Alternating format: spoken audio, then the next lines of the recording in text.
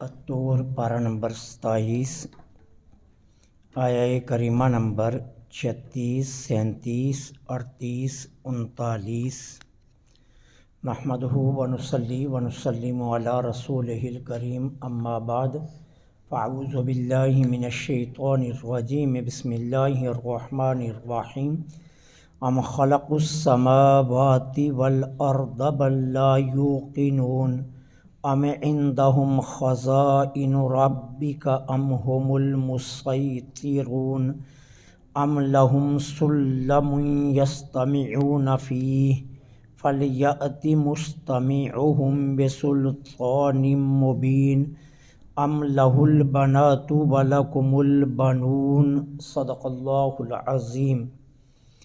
ام کیا خلق السماوات والارض انہوں نے آسمانوں اور زمین کو پیدا کیا، بلکہ لا یوقنون وہ یقین نہیں رکھتے، ام کیا عندہم ان کے پاس خزائن ربی کا آپ کے رب کے خزائن ہیں، ام یا ہم المسیطرون وہی اس پر حاکم ہیں، ام یا لہم ان کے پاس سلم کوئی سیڑھی ہے، یستمعون فی جس کے ذریعے وہ سنتے ہیں، فلیأتی پس چاہیے مستمعہم سننے والوں کو بسلطان مبین کے کوئی مضبوط ٹھوس دلیل پیش کریں،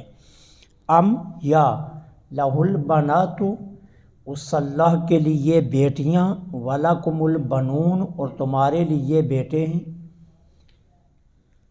اللہ جل سبحانہ و تعالی ان آیات میں مشرکین کو ان کے عقائد باطلہ پر تنبیہ بھی فرما رہے ہیں، زجر بھی اور ڈانٹ بھی۔ اللہ جل سبحانہ و تعالی فرماتے ہیں کیا جن بتوں کو تم پوجتے ہو یا جن بتوں کی تم عبادت کر رہے ہو یا جن بتوں کو تم اپنا معبود سمجھ کر بیٹھے ہو، انہوں نے آسمانوں اور زمین کو خلق کیا،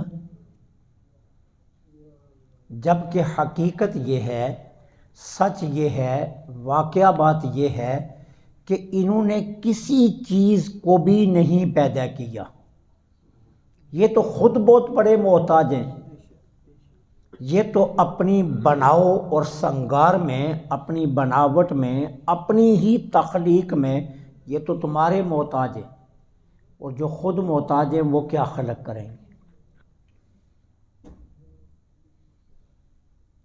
وہ کیا کر سکتے ہیں؟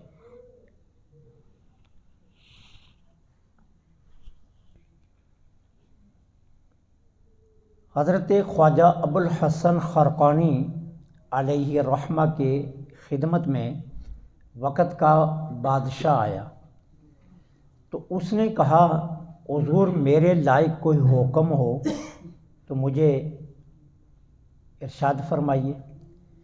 فرمایا ایک غلام کسی کی کیا مدد کر سکتا ہے؟ تو بادشاہ بڑا حیران ہوا اور اس نے کہا میں تو بادشاہ ہوں، آپ مجھے غلام کہہ رہے ہیں۔ فرمایا یہ بتاؤ کیا تم اللہ تعالیٰ کے بندے نہیں؟ اس نے کہا جی میں بندہ ہوں۔ تو کہا بندہ کس کو کہتے ہیں؟ غلام کو، اور غلام کس کو کہتے ہیں؟ محتاج کو۔ تو تم تو خود رب کے محتاج ہو، تم میری کیا مدد کر سکتے ہو؟ جو خود محتاج ہو وہ دوسروں کی مدد کیا کر سکتا ہے؟ مدد تو وہی کر سکتا ہے جو محتاج نہ ہو۔ تو جب یہ بت اپنی تخلیق میں، اپنے بننے میں تمہارے محتاج ہیں تو پھر یہ معبود کیسے ہو سکتے ہیں؟ کہا کیا آسمانوں اور زمین میں کوئی چیز انہوں نے خلق کی ہے؟ حقیقت یہ ہے کہ انہوں نے کچھ نہیں کیا۔ بل لا یوقنون بلکہ سچی بات یہ ہے کہ یہ مشرکین اللہ کے وحدہ لا شریک ہونے پر یقین نہیں رکھتے۔ اللہ وحدہ لا شریک ہے، اس کا کوئی شریک نہیں کسی طرح بھی۔ تو جب وہ وحدہ لا شریک ہے تو یہ مشرکین اس عقیدے پر یقین نہیں رکھتے، تو عقیدے پر یقین نہ رکھنے کی وجہ سے پھر وہ بتوں کو اپنا معبود بنا کر بیٹھے۔ اب فرمایا یہ بتاؤ، ام عندہم خزائن ربک، کیا تیرے رب کے خزانے ان کے پاس ہیں؟ اب یہاں جو خزائن کا لفظ آیا ہے نا، اس کے محدثین نے کہیں معنی کیے۔ ایک معنی یہ کیا ہے کہ کیا بارش اور رزق کے خزانے ان کے پاس ہیں جو تم ان کے محتاج بن کر بیٹھ گئے ہو، کہ یہ بارش نہ برسائیں تو تمہارا رزق رک جائے گا، اور اگر یہ نہ چاہیں تو تمہیں روزی نہیں مل سکے گی؟ کیا یہ بارش اور رزق کے مالک ہیں کہ جن کے سامنے تم نے اپنا ماتھا ٹیک دیا ہے اور جنہیں اپنا معبود سمجھ کر بیٹھے ہو؟ یا دوسرا معنی یہ ہے کہ ام خزائن ربک، یا تیرے رب کی رحمت کے مالک یہ ہیں کہ جن بتوں کے سامنے تم جھک بیٹھے ہو، یہ رب کی رحمت کے خزانوں کے مالک یہ ہیں کہ اگر یہ نہ چاہیں تو تمہارے اوپر مہربانی نہیں ہو سکتی، یہ نہ چاہیں تو تمہارے کام نہیں بن سکتے، یہ نہ چاہیں تو رحمت برس نہیں سکتی۔ اور تیسرا معنی یہ ہے کہ کیا یہ نبوت کے خزانوں کے مالک ہیں کہ جس کو چاہیں نبی مانے، جس کو چاہیں نہ نبی مانے؟ کیونکہ مشرکین مکہ کا ایک اعتراض یہ بھی تھا کہ اگر اللہ تعالیٰ نے نبی بھیجنا ہی تھا عرب میں تو کسی سردار مکہ کو بناتا، حضرت عبداللہ کی یتیم کو کیوں بنایا؟ تو اللہ تعالیٰ فرماتا ہے ام خزائن ربک، کیا رب کے خزانوں کے مالک یہ ہیں کہ جس کو یہ چاہیں اسے نبوت ملے گی اور جس کو یہ نہ چاہیں اسے نبوت نہیں ملے گی؟ کہا ایسا کچھ بھی نہیں ہے۔ ام ہم المسیطرون، کیا رب کے خزانوں پر یہی حاکم ہے؟ مسیطر کہتے ہیں حکومت کرنے والے، حاکم یہ ہیں کہ جیسے یہ چاہیں گے ویسے خزانوں کا فیصلہ ہوگا؟ ایسا نہیں۔ ام لہم سلم، کیا ان کے پاس کوئی سیڑھی ہے؟ سلم عربی زبان میں سیڑھی کو کہتے ہیں، یستمعون فیہ، جس کے ذریعے یہ آسمان پر چڑھ کر غیب کی خبریں بتاتے ہیں۔ کوئی سیڑھی ہے؟ اگر سیڑھی ہے تو ہم مان جائیں گے کہ ٹھیک ہے ان کے پاس غیب کی خبریں ہیں، جبکہ ان کے مقابلے میں ہمارا حبیب صلی اللہ علیہ وسلم اللہ کے دیے ہوئے علم سے سچی غیب کی خبریں بتا رہے ہیں۔ تو ان کے پاس کوئی ہے سیڑھی کہ ہم مان جائیں گے یہ آسمان پر چڑھ کر باتیں سنتے ہیں اور پھر بتاتے ہیں؟ ایسا ہرگز نہیں ہے۔ اور ان کے مقابلے میں آمینہ کے لال جو خبر غیب کی دیتے ہیں وہ بالکل سچی ہے۔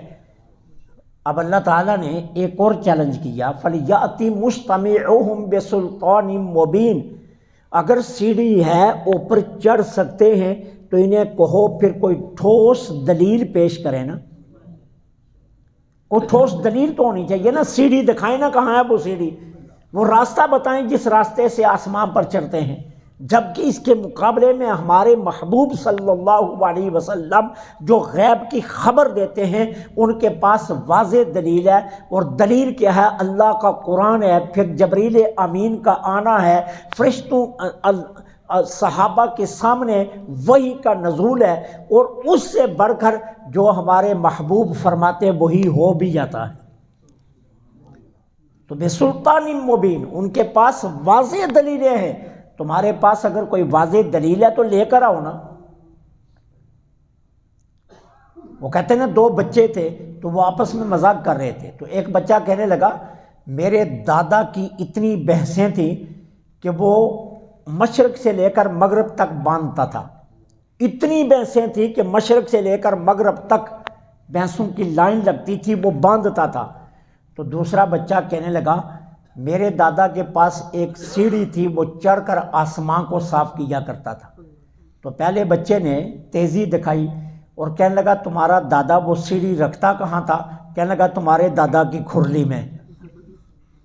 کہ جب تمہارے دادا کی کھرلی اتنی بھری تھی کہ مشرق سے مغرب تک سے بھینسیں باندھی جاتی تھی، تو ظاہر ہے ان میں چارہ بھی تو ڈالتا ہوگا نا، کوئی کھرل تو بنایا ہوگا نا، تو میرا دادا اپنی سیڑھی اس میں رکھتا تھا۔ مطلب کیا ہے، نہ تیرے دادا کی اتنی بھینسیں تھیں اور نہ میرے دادا کی سیڑھی تھی۔ اب اللہ نے بھی یہی فرمایا فَلْيَأْتِ مُسْتَمِعٌ بِسُلْطَانٍ مُبِينٍ، اگر ہے تو کوئی واضح دلیل پیش تو کرو نا کہ تم کس سیڑھی سے چڑھ کر آسمان پر جا کر غیب کی خبریں بتاتے ہو، جبکہ تمہارے مقابلے میں آمینہ کے لال کے پاس سچی خبریں ہیں۔ پھر جب مشرکین مکہ کو چیلنج کیا گیا کہ ان بتوں نے کچھ بنایا ہے تو دکھاؤ تو صحیح نا کہ کیا خلق کیا ہے، قرآن نے ایک مقام پر کہا باقی نہیں ہم کہتے، تمہارے 360 بتوں میں سے ایک بت ہمیں ایسا دکھا دو جس نے صرف مکھی پیدا کی ہو۔ تو عاجز آگے، جب عاجز آگے تو کہنے لگے ہم ان بتوں کو اللہ تعالیٰ کا شریک نہیں مانتے، بلکہ ہم کیا کرتے ہیں، ہم انہیں اللہ کی بیٹیاں مانتے ہیں، الیاذ باللہ، بتوں کو اللہ کی بیٹیاں کہہ دیا۔ اب اللہ تعالیٰ نے انہیں ایک اور زجر دی، ایک اور ڈانٹ پلائی، اللہ تعالیٰ نے ایک اور تنبیہ فرمائی، وہ بدبختو، پہلی بات تمہارے عقیدے کے مطابق تم اپنے لیے بیٹیوں کو آر سمجھتے ہو اور اللہ کے لیے بیٹیاں ثابت کر رہے ہو۔ تمہارے گھر بیٹی پیدا ہو جائے تو صفِ ماتم بچ جاتی ہے، تم اس سے زندہ رہنے کا حق چھین لیتے ہو، تم اس سے زندہ در گور کراتے ہو کہ کل کوئی ہمارا داماد بن کر ہمارا سر نہ جھکا دے۔ تمہیں اپنی عزت کا اتنا خیال ہے کہ تم بیٹی کو زندہ نہیں رہنے دیتے، اور تمہیں رب کی غیرت پر اتنی شرم بھی نہیں آتی کہ اللہ کے لیے بیٹیاں مان رہے ہو، کہ اپنے لیے تو بیٹے مانگتے ہو، رب کے لیے بیٹیاں ثابت کر رہے ہو، اور تمہارے گھر میں بیٹی پیدا ہو جائے تو تم رونا دھونا شروع کر لیتے ہو۔ اور دوسرا کہا کہ دیکھو اولاد کی ضرورت اس کو ہوتی ہے جس نے فنا ہو جانا ہوتا ہے، وہ اپنی بقا کے لیے اولاد کو جنم دیتا ہے تاکہ میرا نام باقی رہے۔ اور اگر مرنے والے کو اولاد کی ضرورت اس لیے ہوتی ہے کہ ایک نسل باقی رہے، اس کا نام باقی رہے، ایک توالد و تناسل کے ذریعے مخلوق میں اضافہ ہوتا جائے، وہ محتاج ہوتا ہے، محتاج کو اولاد کی ضرورت ہوتی ہے، اور اللہ نہ محتاج ہے نہ اسے موت آنی ہے، وہ تو حی و قیوم ہے۔ تو جو خود حی و قیوم کی شان کا مالک ہے اسے تو اولاد کی ضرورت بھی نہیں۔ پھر اولاد کی ضرورت تو اسے ہوتی ہے جو محتاج ہو۔ انسان کہتا ہے اللہ مجھے بیٹا دے دے جو بڑھاپے میں میرا سہارا بنے، بنے یا نہ بنے لیکن ایک آرزو تو ہوتی ہے نا کہ جی میرا سہارا بنے گا۔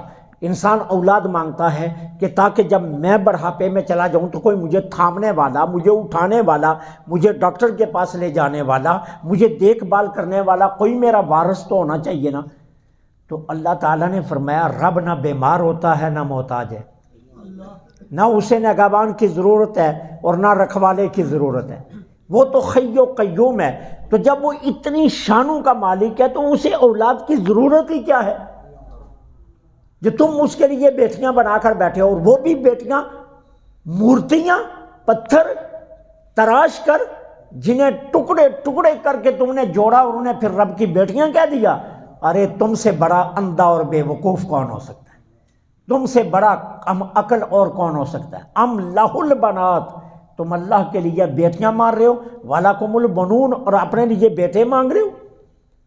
مطلب یہ نہیں ہے کہ اللہ کو بھی بیٹے چاہیے، مطلب یہ ہے کہ اللہ اولاد کا محتاج ہے ہی نہیں سرے سے، لیکن کچھ شرم تو ہونی چاہیے کہ جس چیز کو اپنے لیے آر سمجھتے ہو وہی چیز تم رب کے لیے جائز سمجھتے ہو۔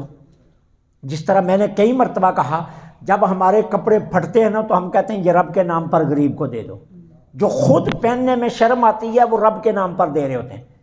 اللہ فرماتا ہے تمہیں شرم نہیں آتی، اتنے گر گئے ہو تم، جس بکرے کا گوشت تم خود کھانا پسند نہیں کرتے، جسے تم اٹھا کر لاتے ہو، جی یہ مدرسے میں صدقے کا دے دو۔ اگر وہی بکرا تمہارے گھر ذبح کیا جائے تو تم ایک لقمہ بھی اس کا پسند نہ کرو، اور تم وہی اللہ کے نام پر دیتے ہو۔ جو نوٹ تمہارا بازار نہیں چلتا وہ مسجد کے غلے میں ڈال جاتے ہو، وہ مدرسے کے غلے میں ڈال جاتے ہو کہ جی یہ اب استعمال کے قابل نہیں رہا، اس لیے چلو یہ میں اللہ کے نام پر دے دیتا ہوں۔ تو اللہ فرماتا تمہیں غیرت اتنی بھی نہیں آتی، اتنے بے شرم ہو گئے ہو کہ جس چیز کو اپنے لیے اچھا نہیں سمجھتے وہ اللہ کے نام پر دے رہے ہو۔ اتنی غیرت تو ہونی چاہیے نا کہ جو انسان اپنے لیے پسند نہیں کر رہا وہ رب کے لیے بھی نہ پسند کرے، لیکن ہم جو چیز اپنے لیے نکارا سمجھتے ہیں وہی رب کے لیے دے رہے ہوتے ہیں۔ تو کہا ام لہ البنات ولکم البنون، تمہیں غیرت نہیں آتی، اپنے لیے بیٹے مانگ رہے ہو، رب کے لیے بیٹیاں مانگ رہے ہو۔ تو اس لیے انہیں ڈانٹا گیا، انہیں زجر دی گئی کہ کچھ نہ کچھ اگر عقل ہوتی تو تم اس طرح کے عقائد نہ رکھتے۔ اللہ سے دعا ہے